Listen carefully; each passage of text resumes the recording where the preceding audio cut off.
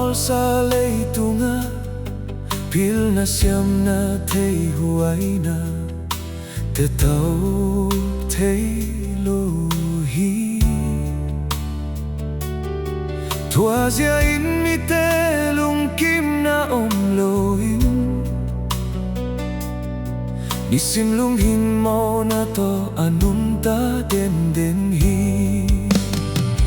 bang zain lunghin maw na le apiang na zosia Pasian day na matang tungahihi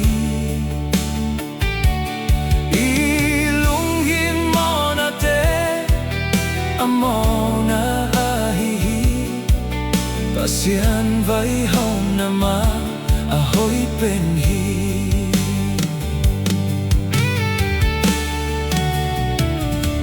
Mi te simo ding day loin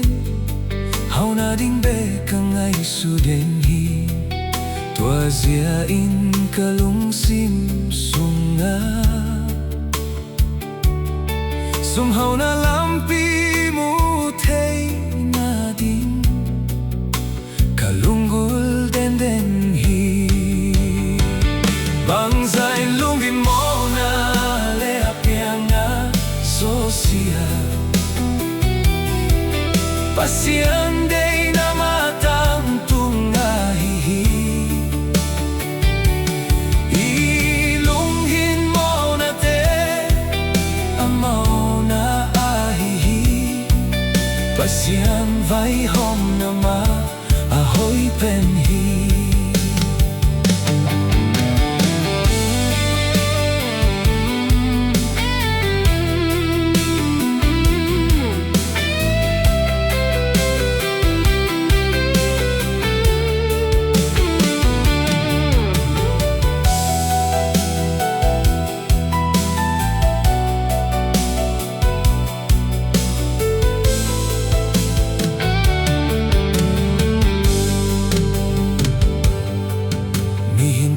ta hina to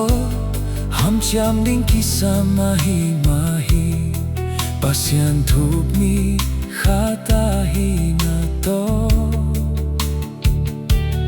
ei ma thamuan na sangin Pasian muan ding ma ahoy zo hi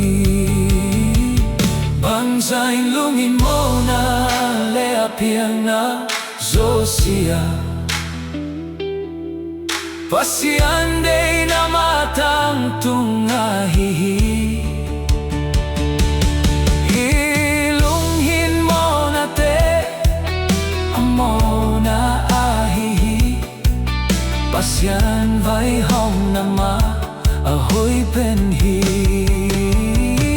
bang zain lunghin maw na le apiang na zosia Pasian day na matang tungahihi Lunghin maw na te amaw na ahihi Pasian vai hong na ma ahoy penhi